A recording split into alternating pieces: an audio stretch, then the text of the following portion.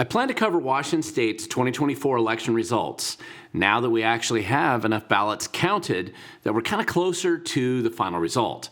Now, our state's archaic, regressive, and very screwed up election system, it's kind of creaking along over the past week or so, and it's managed to count another million plus ballots since I actually did my video the day after Trump won his election for president of the United States last week. Now, even though most of the third world and the rest of our nation is able to produce final election results the same night or at least within a day of the election, in the degraded conditions of Washington State's mail-in ballot kind of discovery process, we still don't really know the final results for many close elections. Now, that being said, I do have enough information to actually give you a basic update from around the state. Now, I also want to specifically discuss how the federal election results can directly lead to important and tangible impacts in Washington State today. And I actually believe that this discussion is not being held very widely enough among political insiders, even in our state. And I'll get to that in a second video, which I plan to launch very soon. So let's dive into the details of this recent election first. But of course, before I jump into the details, please don't forget to subscribe to this channel. You can do that down below. You can like this video and you can share it with others. It costs you nothing but a few seconds of your time, and I know for a fact that many of you have not done this yet. It's very easy. You just click down below on the subscribe or the like buttons if you haven't already done so. Also, if you want to financially support our efforts to get this information out to others, all you have to do is click on the links in the video description down below, and you can do that. Now, yes, I am fully aware that Google shadow bans our videos and this channel for sure. I mean, this has actually been happening for years, but you can help us kind of bypass the censors and the effort to silence us by sharing this video widely with others who actually might appreciate the video content. Now let's get back to elections in Washington State. Obviously, at the 2024, this national election, it actually went pretty well for Republicans in general. Donald Trump is the next president of the United States, and frankly, it wasn't even that close. He managed to win the presidency despite the multiple assassination attempts, endless lawfare weaponization against him for years, massive orchestrated media attacks that have been just relentlessly piled on him for many years, and especially by these organs of the traditional media industrial complex. And despite being massively outspent by the Democrats, actually, in their money-printing political operations just this year alone. I was hoping that he'd win, but I actually never imagined that it would be this decisive, and we are fortunate that the margin was so large. And really, this reduces the openings for most of the planned lawfare over the election process that Seattle-based election denier attorney Mark Elias, among others, were actually planning to launch shortly. So the Republicans also managed to gain control of the federal Senate, and they appear to be retaining a slim majority in the House of Representatives. Now, there are some big challenges that they're going to be facing moving forward, but we can discuss these another time. Let's just get into Washington State election results, and then in a later video, we're going to discuss how the Trump administration could actually have a significant impact in our state. Now, first, my disclaimer, I'm of course reporting on these elections with still roughly another 250,000 ballots that the post office magically discovered over the past few days. So technically, some of these election results are just not done yet, and a few nail biters could actually still come back and change the current apparent election results. However, there are some clear updates, and hopefully I'll get to those here. So keep in mind, India, of course, can count 500 million ballots during their election earlier this year, and they can actually know the results in less than 3 days. Florida can count 11 million votes in one evening and know the results right away, as can many other states, of course, both smaller and larger than Washington State. Most third world nations actually can count their ballots far more efficiently, transparently, and more obviously than Washington State. But as the mail-in voting scheme becomes entrenched here, Washington State is regressing into kind of an election process that just becomes more opaque and uncertain than ever before. Fortunately, this is actually becoming very difficult to conceal from the rest of the world, especially this time, because only the states with screwed up election schemes are still floundering around, like Washington State, over a week after the election is technically done, still unsure of the final results. So the rest of the nation and the world get to watch with disgust and wonder, which is going to continue to convince them not to go down a similar road and perhaps give Washington State some federal assistance to fix our failing scheme that's utilized here. Maybe we can catch up with the third world. But that is a story for another time. We're just suffering the consequences right now. On the good news front, voters did approve the repeal of the natural gas ban, Initiative 2066, which was one of the initiatives to the people, which the Let's Go Washington PAC, sponsored by Brian Haywood, managed to get across the finish line. Now, this is the fourth initiative effort that they've successfully achieved, really, in just this last year, but they lost the three other initiatives that were on the ballot that would have helped reduce the cost of living for regular people in our state. And this is despite how positive these concepts were viewed by most people. Bob Ferguson's willfully confusing and very weird impact statements, which he drafted for the initiative, meant to confuse people. That essentially this meant that many people voted against the initiatives thinking that they were actually voting for the policies. I cannot tell you how many, just a stunningly large number of people have come up to me just in the last few days telling me, hey, they voted no against the state's stupid taxes. And it's actually a yes vote that would have repealed them. So if you want to know why he was allowed to corrupt the voting system, which is something he always likes to do, just look at RCW 29A 72027 right here, which I'll link down below. And this was a piece of legislation passed by Democrats a couple years ago to allow the AG to tip the scales of justice and ensure that the people will never know the truth about any tax-cutting initiatives in the state ever again. This is actually what the corrupt do to tip the scales to support their own corruption. Now, unfortunately, to overcome this hurdle, this probably is going to require an extensive media campaign that would be challenging to fund right now. On top of this, the billionaire-funded campaigns of $42 million, or roughly about that much, that were mobilized to oppose these tax cuts, essentially convince the less educated and easily confused voters to vote against the policies that they actually support. Now, this presents a real challenge to overcome because the tax dollars that are raised by these programs are mostly squandered on wasteful and useless grifting schemes that we really don't need, but which serve to enrich political insiders and bloat government at a time when people are really going to be economically hurting. We have some real work to do on the education front to continue to communicate just how corrupt and bloated and wasteful government has become at all levels. Now, from a stateside office perspective, just kind of the statewide, the Republicans failed to elect any of their endorsed candidates to statewide office.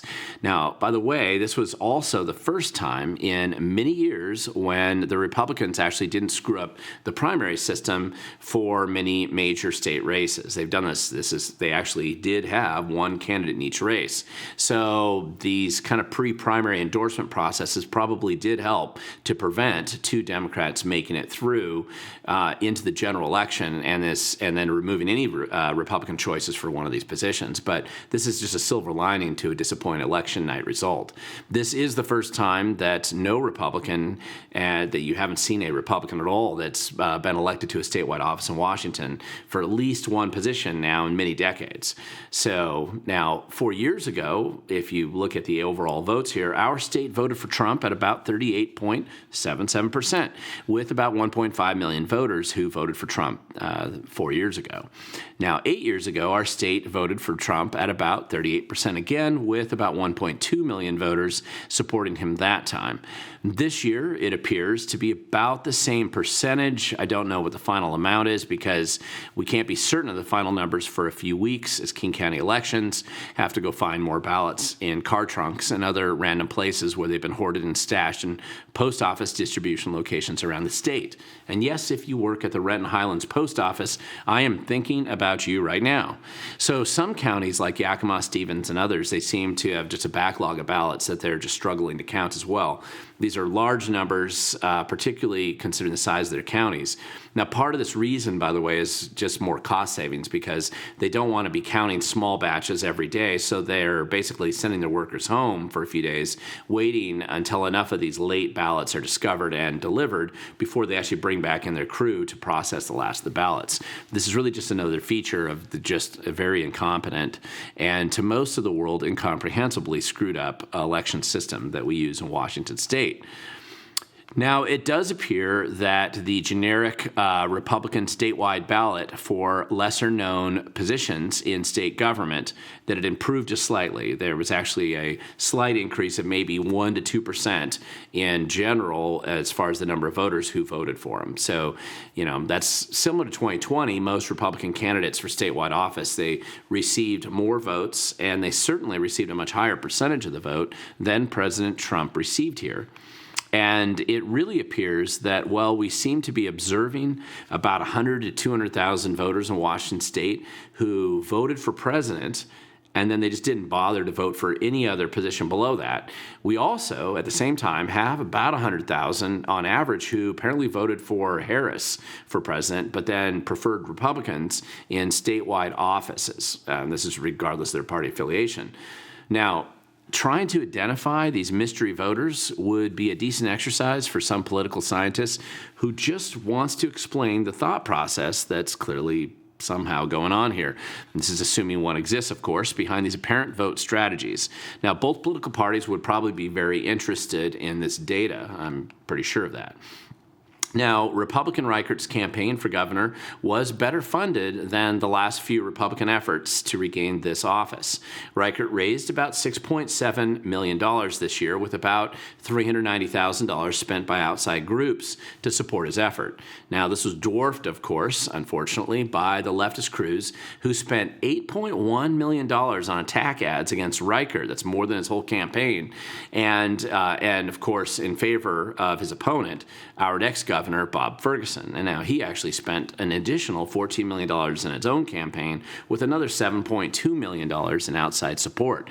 This actually netted out to a difference of about roughly $7 million for Republican Reichert to about $30 million total for Democrat Ferguson, which is really a significant disparity. And now, for those going into the history files from 4 years earlier, Culp had only about $3 million in 2020 compared to Inslee's $24 million election at the time. Now, Culp lost his campaign for governor in 2020 more efficiently than Reichert lost his recent campaign for governor, since they both appear to be ending up with roughly, and this is, I can't know for sure, but it looks like roughly the same number of votes. And then again, keep in mind, we have another probably roughly 250,000 more votes to count. Now, I do believe that Reichert's campaign consultant team was particularly ineffective and incompetent with the money that they did receive from donors, but at least the consultants can now buy themselves some new cars and boats and nice vacations this next year. We desperately need a conservative political consultant operation in our state that's capable of not being incompetent or corrupt, but this is also a story for another time.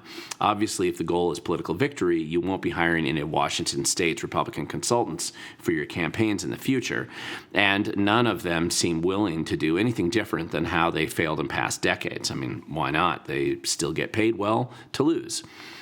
On the congressional races in Washington state, there really were only two in play where the margin was close enough to really discuss here. One of them was a Republican-on-Republican food fight in the 4th Congressional District, which is in the middle of Washington, where incumbent Dan Newhouse was being challenged by fellow Republican Jared Sessler.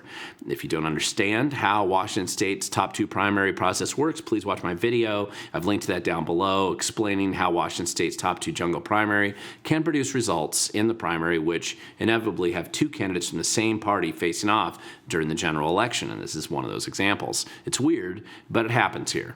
So this is one of those races. Now, because of this, very few people in D.C. really cared about the election result because it didn't change the partisan balance of power in D.C., regardless of who won. That being said, Team Trump was obviously motivated to have Sessler win because Newhouse was one of only 2 remaining congressmen who voted with the Democrat opposition to impeach Donald Trump a few years ago. Now, in a previous video, I made the mistake when I said that there was only 1 left, but I was corrected by a very helpful commenter from last week, so I want to correct it now. There's 2 of them, not 1. However, it does appear that Newhouse's strategy in convincing the Democrats to cross over and vote for him this cycle in the general election, it did really help him pick up a substantial win over the challenger Sessler this cycle right now. Now, for future reference, with the way Washington State's top two primary system works, and with new houses obviously limited, enduring, and kind of anemically shrinking support among local Republicans, it appears that his vulnerability will be during any future primary season when and if the Democrats actually nominate a real serious candidate, or as serious as they seem to be able to get in that district. And when they do that, somebody like that to run for office, the reason this risk exists for Newhouse is the fact that in a jungle primary, a strong Democrat candidate can probably capture about 32% or so of the vote in that congressional district. And then a different, whoever it is, a well-known Republican challenger, would probably capture about 60% of the Republican vote, which would essentially put Newhouse in third place as the first loser in that generic matchup. Now, Newhouse knows this, which is why there are rumors this is his last session in Congress. But I've heard that same story before, so we're going to have to wait and see what happens in just a few years. Newhouse could negotiate a grand bargain with the local Democrats and then keep them from running a real candidate, as they just did this year. And this is the most conservative voting congressional district in the state, so the Republicans should win here basically next cycle, and regardless of the primary election shenanigans that could go on. Now, the real drama in the congressional front, however, was in the 3rd Congressional District, which is actually where I live in Southwest Washington. Now, this was a district that was carried by Trump generally multiple times, but the congressional seat was lost by the Republicans in 2022. Incumbent Congressman Marie Gluesenkamp Perez was considered very vulnerable this cycle this year in 2024, and Joe Kent, who's the Republican challenger, seemed poised potentially to pick up the seat after very narrowly losing by just a handful of votes in 2022, due mainly at the time to Republican infighting and self-destructive kind of intramural party drama.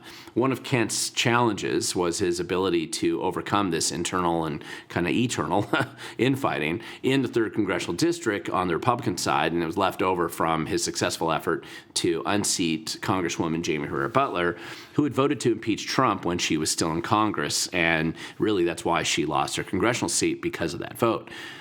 However, this did create a lot of infighting and animosity during the 2022 campaign, and it appears that some of this infighting still lingered in 2024, as Trump actually did win this district once again, but it appears that Kent has failed to win in 2024. It was close, but really it wasn't as close as 2022. To be fair, a very massive ad campaign and whole ad blitz, over $15 million, it appears, was actually spent to successfully demonize Joe Kent. But this was always expected, as the Democrats were very desperate to hold on to every seat they could in Congress. Everybody knew it was going to be close. It wasn't enough for them to retain power in D.C., apparently, but at least the Dems were able to hold on to this seat. So they're going to view that pretty successfully. I thought it was interesting that in many ways, the political ads and the campaigns in support of this Democrat Congresswoman, she made her sound more Republican than the Republican. Another little insider kind of note here for those who actually care. I was originally led to believe that an aggressive voter outreach and get out the vote campaign was being funded and organized by the Joe Kent campaign, but it appears that this really did not actually materialize in the way that had been promised. I'm curious why this historically successful strategy would be abandoned by this campaign when everyone realized this race was going to be super close. If the Republicans who care about winning political races can actually study what went wrong here, they might be able to kind of fix their operation moving forward. But I'm not completely confident that everyone wants to win. We're going to have to see.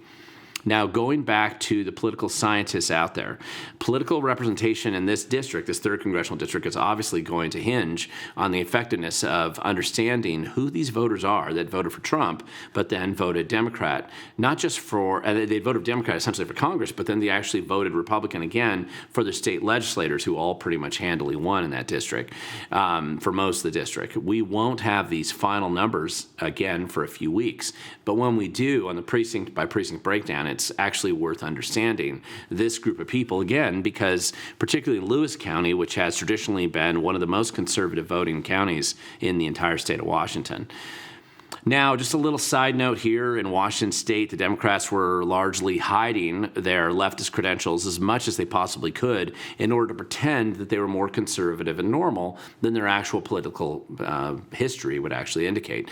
Now, this is a wise and effective strategy on their part, and whatever's left of the legacy media helped them pretend this moving forward. Now, this was nowhere more obvious than in the governor's race, where Ferguson actually pretended to care about law enforcement and reducing crime in our state. His past history indicates that he doesn't care about that issue at all. But after he did polling, he realized that this was a dangerous weakness of his, and he was able to convince voters that he'll actually help solve the crime problem rather than support the expansion of the crime problems, as his past record indicates he's actually going to do. It won't be hard to track when he dumps that campaign promise in the garbage can in the next few years. Now, at the Washington State Legislature and state Senate levels, it actually appears that Republicans are in better shape than they appeared on election night. Now, this is good, and it's a bit surprising, but it isn't great news either. Generally, the Republicans do appear to be losing one seat each in the legislature and in the state Senate. So it's really not enough of a loss right now to give the Dems a supermajority, but it's right there, but a sign of weakness regardless. And the Republicans are kind of hanging in the knife edge of political relevancy in the legislature. Now, this really is a clear sign of incompetence and a direct result of incomprehensible squandering of several $1 million in campaign cash, particularly on the side of the House Republican Organizational Committee, or HROC, as it's commonly referred to. And this is also sort of affecting the Reagan Fund as well. I mean, historically, these two PACs have been utilized to help the Republicans, at least in theory, gain more seats in the Washington State Legislature this year. But instead, this year, it really was mostly squandered on insider petty intramural squabbles and was so egregiously mismanaged that all observers can see and probably recognize that the Republicans ultimately lost a seat in the legislature and failed to pick up any new seats, in part due to this kind of suicidal intramural vendetta squad. Now, they wasted $60,000 to defeat one of their own, Matt Marshall, in a safe, guaranteed Republican district, and they still lost. Matt Marshall prevailed handily. It wasn't even close. In truth, the Republicans in charge of this fiasco in the state legislature would have been better off just handing the cash out, the millions of dollars, to fentanyl addicts in Olympia or Seattle. And while the money would have been wasted, of course, at least it wouldn't have been spent to hurt their own cause. Well, I'm not convinced the Republicans, consultants that are basically enriched by this cash dump, that they spent the donor cash any better than a meth addict would. At least we would understand why the meth addict has nothing to show from their binge. On the Senate side of things, the 10th Legislative District up in Island County and Skagit County, it was a defend seat for Senator Ron Mazzal, and he actually appears to have been saved by some very aggressive doorbelling efforts led by the state Republican Party and other local groups in that district. If you were involved in that effort, and I know I've spoken to some of you, thank you, because it actually was critical to holding on to the seat. It came down to the wire. Now, down in the 18th Legislative District in Clark County, we still see a gap in the Senate seat of just a few hundred ballots here for Republican candidate Brad Benton. Now, if you're curing ballots or trying to find secret stashes in election worker car trunks, you kind of think King County, that's actually the right place to be right now. But it's very close, and he's kind of down a little bit. So we'll see. On the more positive side of things, the Democrats and the leftists who organized the redistricting legal fight, this effort in eastern Washington's 14th legislative district, which includes Yakima, because they didn't like how the majority Hispanic district created by the Redistricting Commission in 2020, how it wasn't left-leaning enough. Those expensive efforts, they appear to have been completely wasted, and they all failed on the Democrat side. Now, originally, the Dems pretended to care about Hispanic representation in this district, but then they complained after the redistricting that the Hispanic majority were actually too Republican, and therefore they're not truly Hispanic. After a few years of legal fights, they managed to convince a delusional leftist judge to actually make the district less Hispanic, somehow to protect the Hispanics, but more Democrat than originally designed, of course, which is the point. Yeah, it actually doesn't make any sense to me either, and it shouldn't have made any sense to the judge, but since when have leftists ever made sense? This absurd legal fiasco really led to the redrawing of 12 mostly Republican districts that were nearby in just an effort to gerrymander this one political outcome, and it caused really a substantial amount of confusion amongst Republican legislators. Now, regardless, the Democrat effort failed miserably. It wasn't even close because their candidates were, of course, completely crushed in this election cycle. And it wasn't close at all, actually. And in fact, like elsewhere in the country, it appears that Hispanics are actually becoming much more Republican in Washington state as well. And the racist Democrat assumptions about Hispanic voters are just starting to crumble and be exposed here, just like they are elsewhere in America. Now, there are a few outcomes to this redistricting fiasco which carried over the Cascades and actually impact the 5th Legislative District, which now includes precincts around the Enumclaw area with that district's mainly centered on Issaquah. So in this Issaquah-dominated district, and based on kind of this recent election results, they actually could be trending much more conservative. If the Republicans run a serious, well-funded, and supported campaign here, just based on what we saw in the next few cycles, they seem to be poised for some House seat pickups, and probably in the Senate in 4 years. They would actually have to fire all their existing consultants, of course, to have any prayer of being remotely successful in that effort, but it can be done. Now, listen, there are a number of local elections around the state in very specific counties and against some tax proposals, for example, which had positive outcomes. There are some not so positive results, but there are a few suggestions that I would like to close this video with for those who want to actually win elections in the future. Now, first, don't presume that it will just happen on its own or because somebody is coming to save you. This is really not how the real world works most of the time. And while hope and prayer are powerful incentives, they are not enough usually to make the difference that many of us actually seek on the political side of things. But if you care about liberty, freedom, and the restoration of honest government in some level, in this state, that means you're going to have to you have basically no home in the Democrat Party at all. And the Republican Party, for all of its deficiencies and problems, is probably the vehicle that you're going to need to utilize in order to get these political objectives. Again, if you believe math is real, if you want kids to be literate when they graduate from school, if you don't want to step over dead fentanyl addicts on the sidewalk when walking around Seattle, and you know what a woman is, your only political home today is basically the Republican Party. Now, if you want to be left alone by abusive government, if you want the ability to protect yourself from criminals, and you don't want violent sex predators secretly dumped in your community by our Washington state, your only political home today is the Republican Party. And this is the binary choice that we face in our states, regardless of whether you view yourself as a libertarian and independent or aloof to the entire drama of politics. That doesn't mean that you need to agree with everything on the Republican Party platform. But sometimes aligning yourself with the people least likely to hurt you and your family and probably your neighbors, it's not a bad place to start in the political world. Now, the final topic that I want to close with in today's video really revolves around planning for tomorrow. When you win or lose an election, sure, you take your time to take some time off, I hope, to spend with your family and those home projects that you let fall by the wayside over the last few months, and enjoy the holidays. However, the foundation for the next election in a year or 2 years or 4 years is essentially being poured, and it's being prepped right now. If you seek better outcomes, preparation in advance is a helpful strategy to improve your odds of success. The time to decide to run for public office is not filing week in May. The time is actually years in advance. Start local and then test your strategies and efforts on less demanding and far less expensive campaigns for things like school boards or city council or other often overlooked local positions where we actually need, desperately, sane, rational people and not the wokester DEI mob to rule. Now, do your homework and study the issues, understand the current realities, and kind of organize your potential team for that future. If you don't hire one of these Republican consultants, you probably have a chance to actually win. And if you can grow a trusted team of people to do the boring, very hard work to get you successfully over the finish line, you're basically well on your way to preparing yourself far better for higher office. I think that too few good government people take this path, and that failure ends up reducing their chances of winning a serious political campaign. Now, the one thing I always try to tell people, especially when I'm training future potential people to run for office, try to be a little self-aware if you're considering running for political office.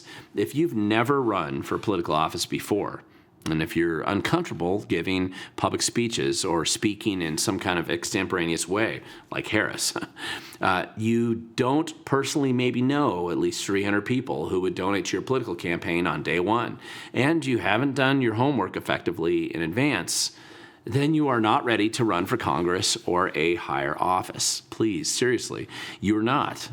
Don't let your ego and excitement get in the way of good planning or methodical preparation. Spend the time actually helping maybe somebody else get elected first. You're going to discover probably the process is not what you thought it is when looking from the outside, and it can actually help you easily avoid predictable and guaranteed mistakes in the future. If you're not planning to run for public office yourself, which should be most of us, we still need to find good people who can do so where we live. So let's look and let's start recruiting and training these people now. And when I did some first-stage candidate training years ago when I worked at the Freedom Foundation, you actually have to expect that you're going to find maybe 200 prospective candidates, but after training, only about 20 of them will really be capable of taking that next step. It isn't for everyone, and that's okay, but I'd rather sort out that before somebody jumps into the river and starts drowning in an election.